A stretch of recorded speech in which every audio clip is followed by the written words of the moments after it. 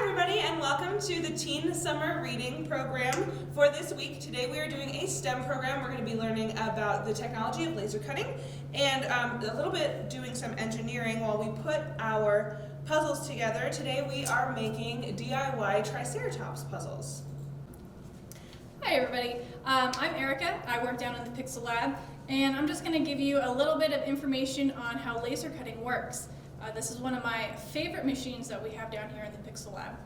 And how it works is we find a design on the internet. So Rachel found this really cool puzzle to make this Triceratops. And then she downloaded it and into the computer, into our software that we use. And then it sends it to the laser cutter, which just acts as a giant printer, except instead of using ink, it uses a laser, which is pretty cool. So essentially, we take a blank board like this, we stick it into the laser, and then out comes your puzzles. It's pretty cool. In order to do that, a laser, when it talks to the computer, a laser is shot through the back, it runs into a mirror that's located in the front here, and then that beam is shot over here to another mirror, which is tilted so that it shoots it into the carriage where the laser is, and another mirror then shoots it down onto the wood. So you can see it goes back, over, and then over again, and then down. And then based on where this is at, because this moves around, and so does this, that's when the laser will cut your wood, or whatever it is that you're lasering. Pretty cool. Let's go build this dinosaur. Alright, so let's get started. The things in your kit will be a palette of pieces and some tacky glue, and then an instruction sheet which will tell you which each piece is and step by step how to construct your laser cut dinosaur skeleton. So let's get started. Alright, so on our first page of our instructions you will see what comes in your kit, which is the palette and the glue, and then the piece key. So this will be really nice to reference when we're going into actually building our skeleton. So what we have is a crown, which is here on the palette, so it's a little mixed up over here. So you'll have a crown, a spine, a nose, 2 horns, 2 hips, 5 rib pieces, and they're numbered from smallest to largest, 2 back leg pieces, 2 front leg pieces, and a neck. So we're going to get started actually constructing. The first thing that we're going to construct is the front legs. So the front legs. So we're going to get hip 1 and both of our front legs from our pallets. So a really nice way to do it is we'll take our pallets apart. You can take your pallets apart first and organize your pieces.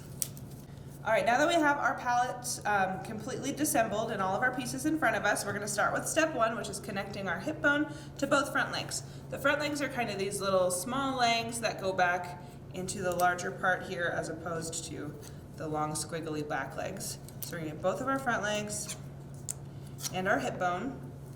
And so you'll put a dab of glue. Today we're using hot glue, which is another good option, but you'll have some tacky glue. And we'll just put a dab of glue in this joint. If it wants to listen to me, that would be nice.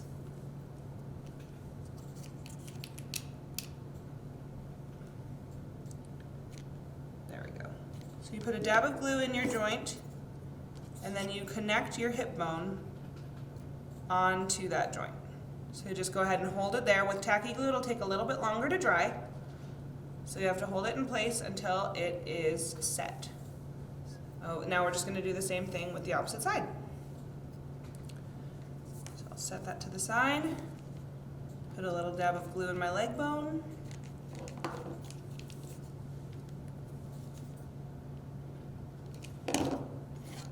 Grab my hip and then just set them right together. So then you'll hold it until it sets.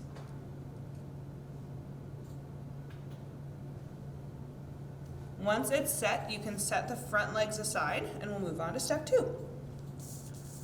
So for step 2, we're going to be doing basically the same thing, grabbing our other hip bone and the 2 back legs, and then we'll add our dabs of glue and set it into the hip bone.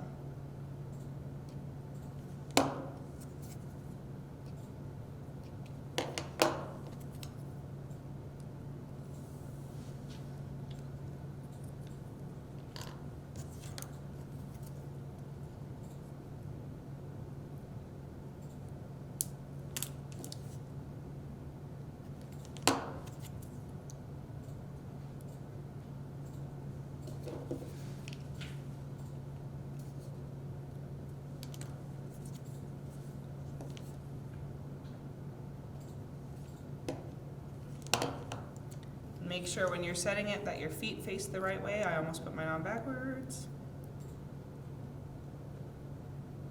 There we go. Your feet face the right way. Okay.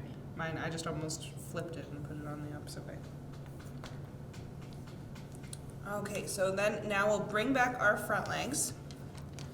And the next step is connecting our front and back legs to the spine. So you'll see the hips have this upper joint, and that there are 2 joints in the front of the spine, and then here's the tail at the back of the spine.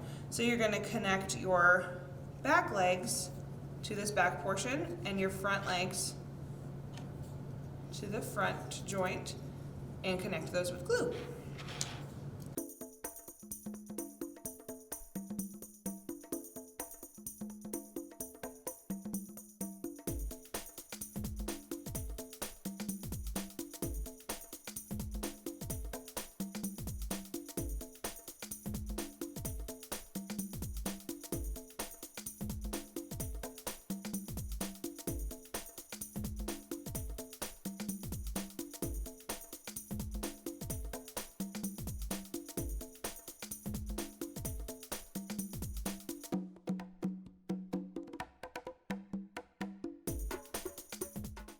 So now that we have our body basically done, we have a little bit more to do to it, we will move on to our next step. So you're gonna go ahead and flip.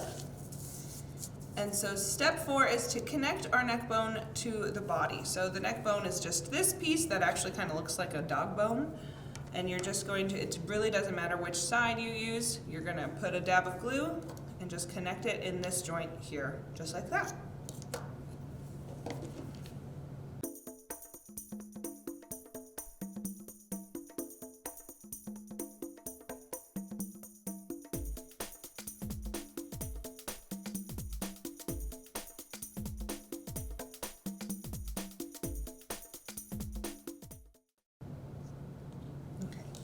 And then the last part of the body are the ribs. So there's a little diagram here that tells you which rib, R1 to R1, R2 to R2, R3 to R3. It goes smallest to largest from the neck bone to the base here. In real life, that's not how it goes, but for the sake of this puzzle and the amount of room they have between the shoulder blades, we're going from smallest to largest. So you'll grab your bones and you can kind of see that they're different sizes. The first 2 are pretty similar in size, and then there's like a medium, and then the 2 larger bones. So you can put them in just like Erica did here, and then use your glue to secure them. So that's what we're going to do now.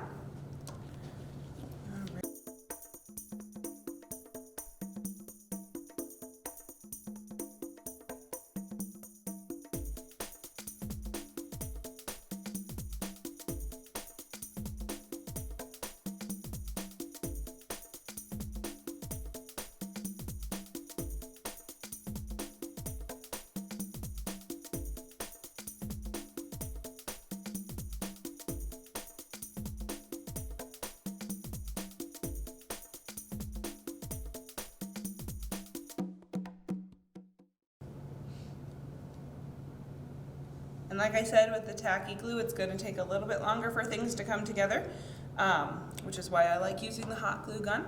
So if you have one at home, go ahead and use one. But now that we have our body completely set, we'll set it to the side and we'll move on to the head. And the head is a little bit tricky. So here is a diagram of our head pieces. You have the crown, the nose, and the two horns.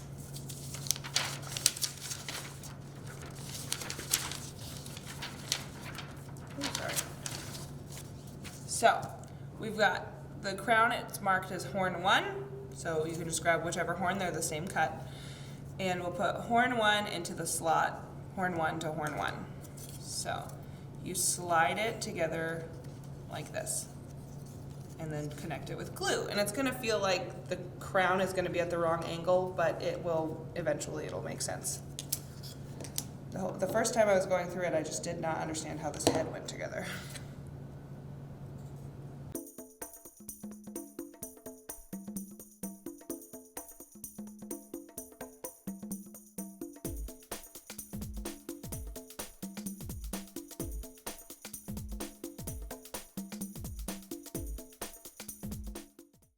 Now we're going to connect our nose. So you see that the nose has two joints in it, marked N1 and N2.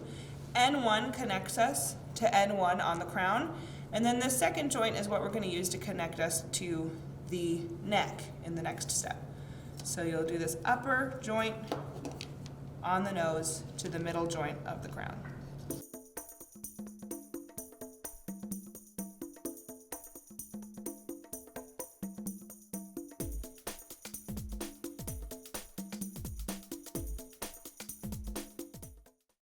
Right, so that is how your head will look at the very end of assembling it. So you can see that the nose and horns all come together in that nice 3D shape.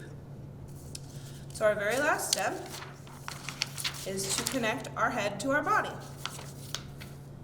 So you're going to use this last joint here on the back of the head and connect it to the neck bone on the body. So you put your dab of glue, just slide it together